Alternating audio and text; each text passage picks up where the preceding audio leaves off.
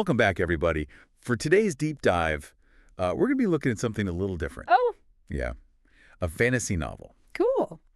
You guys requested that we take a look at Harry Potter and the Chamber of Secrets by J.K. Rowling. Oh, yeah, good one. So we're going to be looking at that today. It's the second book in the series, right? That's right. Second book in the series. Yeah. We're going to be exploring the magical world and some of the mysteries in this one. Sounds fun. Yeah, the listener specifically requested that we analyze this book, focusing on the themes of prejudice and facing fears. Right. And it's interesting because, fantasy, even when it's dealing with these fantastical elements, it can offer some really profound insights into real world issues, we see in this book, how it tackles themes like social division, the courage that's needed to confront the unknown. For sure. So to get started, can you set the stage for us? What's the backdrop for all of this? Okay, so picture this.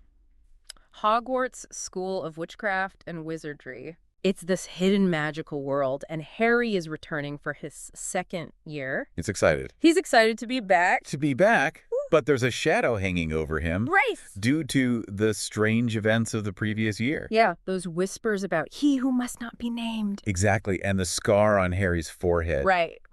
That shadow lingers, Yeah. creating this unease even as classes are beginning. Okay, so that's the setting, and can you introduce us to some of the core characters Sure. that are key to this story? Yeah. So you've got Ron Weasley, Harry's best friend. Uh-huh. He comes from a pure-blood wizarding family. Okay. And then there's Hermione Granger. Yes. This is brilliant. The top of her class. Top of her class, and she's Muggle-born. Right. So her parents are non-magical. Exactly. And then, of course, we've got the intimidating presence of Professor Snape. Yes. Always looming. Always looming. Doesn't seem to like Harry very much. No, not at all. In fact, it's almost as if he embodies this certain type of prejudice. Oh, interesting. That exists within the wizarding world itself. He favors pure blood students and seems to relish any opportunity to just put Harry down. Especially when it comes to Harry's connection to the dark arts. Yes, exactly. Now, it's the attacks at the school that really bring the prejudice to the surface. Right. Students are being petrified, found frozen like statues. These statues, yeah, and there are these whispers. Of the Chamber of Secrets. Yes, this legendary Chamber of Secrets. And so the fear at the school is palpable, right? Oh, absolutely. Not just of the monster, but also who might be behind it. And you see all of the existing prejudices, particularly against those with Muggle heritage. Right. They're amplified. Like the term mudblood gets thrown around, Yes. which is meant to dehumanize and instill fear. And then poor Hagrid becomes the scapegoat. Oh, Hagrid. Because people just assume... He loves those creatures. Yeah, he loves dangerous creatures, so they automatically assume he must be involved. Right, but they don't see the real Hagrid. Yeah, he's actually incredibly kind. Yeah, he'd never hurt anyone. No, but the prejudice blinds them to that. It's true. He becomes a victim of both his love for the unusual and this deep-seated fear many wizards have towards Getting different. that deviates from the norm. Yeah, it's a classic example of how fear can warp perception. Absolutely. And lead to unfair accusations. For sure. I mean, it's like those situations in the real world where people are just... It's based on stereotypes rather than their actual actions. Right, and then things get even more interesting for Harry. Yeah. Because he starts hearing this voice. A sinister voice. Yeah, that no one else can hear. And it seems to be connected to the attacks. Uh-huh. And then there's the whole parcel tongue thing. Oh, right. He discovers he can speak the language of snakes. Which a lot of people consider a dark and dangerous ability. Right. And this ability is often associated with Slytherin House and dark wizards, and so it further isolates Harry. People start looking at him with suspicion. It's like this inherent part of him. Yeah. Being twisted into something to be feared. Exactly. And it's tragic because all Harry wants is to help. I know. He wants to figure out who's behind these attacks and stop them. Of course. So driven by this mysterious voice and this desire to protect his friends, he starts digging for answers. Okay. And he stumbles upon a very curious artifact. What's that? A diary. Oh. It seems harmless at first. Wait. but it belonged to a former student named Tom Riddle. Interesting. But as Harry quickly finds out, Yeah. it's much more than just some old thoughts. Oh. It possesses this kind of dark magic that draws Harry in. Oh, okay. So this is where we start to see the past intertwining with the present. The diary magically transports Harry back to Riddle's time at Hogwarts. Wow. 50 years prior. So he gets to see a glimpse of what happened the last time the Chamber of Secrets was opened. It's fascinating how Rowling uses this to layer the story. We're not just dealing with a present mystery. We're uncovering these secrets from the past that shed light on the prejudice and the fear that's woven into the very fabric of Hogwarts. It's like peeling back the layers of an onion. Yes. And so as Harry delves deeper into Riddle's memories, he learns about the heir of Slytherin. Okay. This pure-blood supremacist who believed that only those with magical lineage should be allowed to study magic. And that belief, that idea of magical purity, is the root of the prejudice we see throughout the whole story. This belief system divides, fosters fear. Hatred towards those who don't fit in. Exactly. Now, what's even more shocking is that Hagrid, who was blamed for opening the chamber 50 years ago, was actually trying to protect the real monster. What? A giant serpent called a basilisk. Oh, wow. So it's a classic example of how prejudice... This judgment leads to wrongful accusations. Hagrid, because of his affinity for creatures that are deemed dangerous, became an easy target. His love for the unusual was twisted into something sinister, fueling the existing fear and suspicion. It really makes you think about how easily history can repeat itself. Especially when fear and prejudice are allowed to fester. True. Now, as Harry continues to explore Riddle's memories, he uncovers this chilling truth about the young Tom Riddle himself. Oh, really? This is where it gets interesting. Yeah. We start to see the makings of a villain.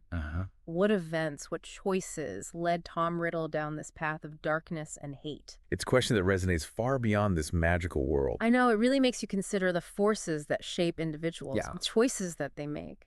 It's almost as though Harry's looking into a twisted reflection of himself. Oh. They both have a connection to Voldemort. They both can speak Parseltongue. They both face hardships in their childhood. Right, but their choices, their fundamental values, are what ultimately set them on different paths. It's like Rowling is asking, what makes a hero? What makes a villain? Are we simply products of our circumstances? Or do we have the power to choose who we become? That's a question that lingers even as the story unfolds in the present. Right. Back at Hogwarts, the attacks escalate, and the fear just reaches a fever pitch. Oh, I bet. The school is on the verge of closing. Wow. And Harry feels this weight of responsibility to solve the mystery. To save his friends. And this sense of urgency, this need to act. It's a crucial part of facing fears. I think so, too. It's not about being fearless, but about choosing to act despite the fear. Recognizing that inaction can have even worse consequences. For sure. So as the tension builds and the mystery deepens, Harry finds himself caught in this web of secrets and prejudice. And in a race against time to confront the darkness. Lurking within the chamber. It feels like we're reaching a turning point. A moment where the choices made by Harry and those around him are going to have really profound and lasting consequences. Absolutely. So Harry's under pressure to solve this mystery.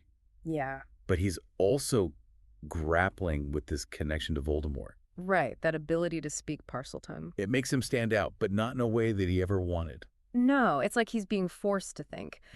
Is he destined to follow a similar path to Voldemort? Oh, wow. This path of darkness and isolation. And that's a fear that a lot of us can relate to, right? Yeah, absolutely. This fear of becoming something that we don't want to be. Succumbing to these negative influences. Or inherited traits. Exactly. But even with all this fear and uncertainty, Harry keeps looking for answers. Good for him. He's not just going to accept his fate. He actively chooses to fight against it. Which is a really good example of how we can choose courage over fear. It's not about ignoring it. It's about recognizing it. And then choosing to act. And Harry, despite his anxieties and these whispers surrounding him, he continues to investigate the chamber. Trying to protect his friends. His friends, the school. Then his investigation leads him to Ginny Weasley. Ron's younger sister. Right, and she's been acting really strangely. And it seems like she's at the center of these attacks. Wow, that's a brilliant twist. It is. To use a seemingly vulnerable character like that to highlight the insidious nature of prejudice and manipulation. And Ginny, being so impressionable and wanting to prove herself, she becomes the perfect target for Tom Riddle. Oh, of course. Remember that diary? Yeah, the one Harry... That belonged to Tom Riddle. Right. Well, it turns out that Riddle's spirit was actually trapped inside, able to interact with Ginny and manipulate her. Wow. And so this is where facing fears takes on a whole other dimension. Right, because now it's not just about facing this physical danger. Right. But it's also about confronting that darkness within ourselves and those around us. And it turns out that Riddle, that seemingly charming and helpful student from the past, is actually the heir of Slytherin.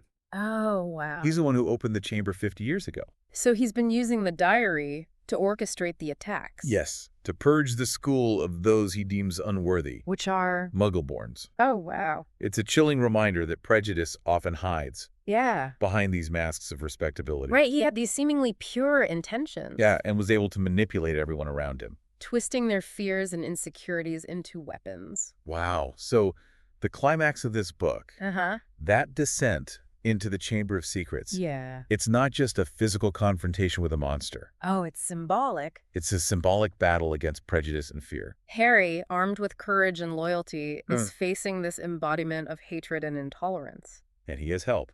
Oh, yeah. He's got Fawkes, Dumbledore's Phoenix. Whose tears can heal. Yes, and the Sword of Gryffindor.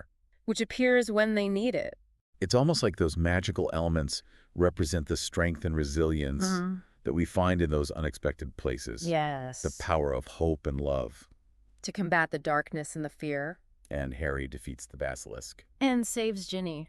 But it doesn't come without its struggles. And having to make difficult choices. He even tries to appeal to Riddle to see if there's any good left in him. Right. Shown compassion when Riddle is so cold-hearted. And that moment where he chooses compassion over revenge is really telling. It highlights the importance of choosing empathy over hatred. Even when you're facing those who've caused so much harm. But even though they won, the victory doesn't come without scars. Right. Hagrid, while he's cleared of the charges, still remains a victim. Of that prejudice, That fear and suspicion surrounding him don't just vanish. It shows how even when justice prevails, the damage from prejudice can last. It can leave its mark on everyone. And then there's Dobby. Right. The house elf. Who was trying to protect Harry. In his own way. In his own misguided way. Remember how he tried to keep Harry from going back to Hogwarts? Yeah, causing all of those accidents. At the Dursleys. Right. Dobby's character is so complex. I know. He's driven by good intentions. Yes, but his actions are rooted in fear and a limited understanding of the situation. He just wants to protect Harry. And it's revealed that he's the one who planted the diary in Ginny's cauldron. Trying to get Harry expelled. Sent back to the Muggle world. It's a powerful illustration. It is. Of how good intentions, when driven by fear and lack of knowledge, can be so harmful. Dobby, despite his loyalty to Harry, becomes a pawn in Riddle's game. And the fact that it was Lucius Malfoy, Draco's dad, who gave Dobby the diary, it adds another layer of complexity. It shows how adults can perpetuate prejudice. And manipulate those who are less powerful? Lucius is a staunch believer in pure-blood supremacy. He is. A prime example of how prejudice is ingrained. Passed down through generations. He represents the systemic nature of it all. How it gets into institutions. Shapes beliefs. But even with that prejudice, there are moments of hope. Of defiance. Yeah, remember when Dobby reveals Lucius's involvement? With the diary. Lucius gets so mad he throws a sock at Dobby. Yeah, to punish him. But Harry, with his quick thinking, seizes the opportunity to free Dobby. He puts the sock in the diary and gives it back to Lucius. And because house elves can be freed if their masters give them clothes, Dobby is free. It's a small victory.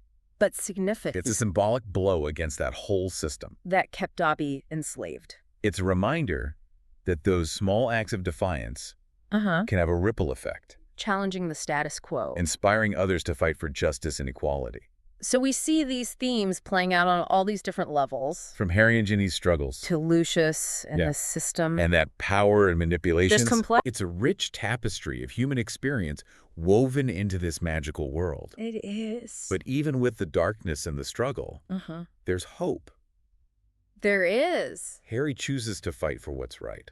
He wants to protect his friends. Stand up to those who support prejudice. And believe in a better world. And his choices and his actions inspire others. They show the power of courage, compassion, and friendship to overcome even the most difficult challenges. This book is incredible. It's a thrilling adventure, but also such a deep exploration of human nature. I agree. We've seen how bad prejudice can be. Yeah.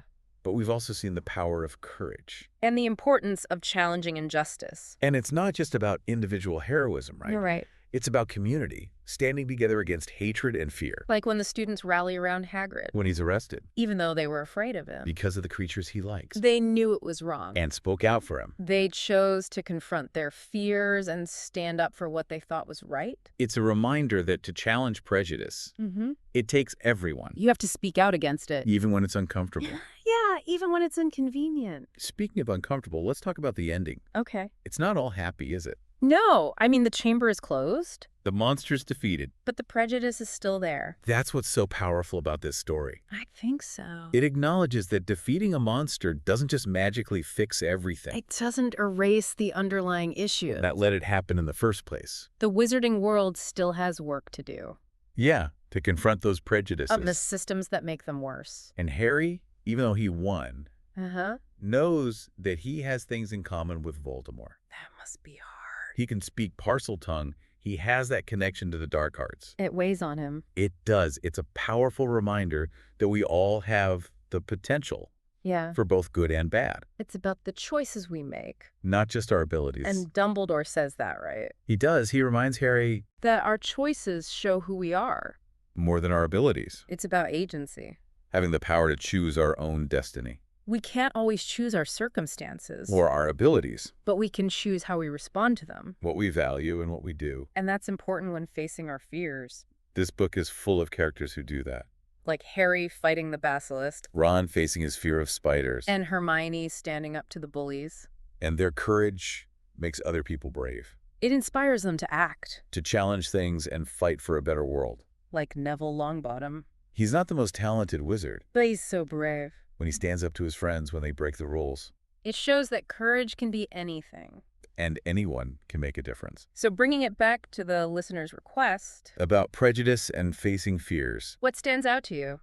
The idea that choosing courage is a process. It's not about not being afraid. It's about knowing you're afraid and doing it anyway. We see that with Harry, Ron, and Hermione.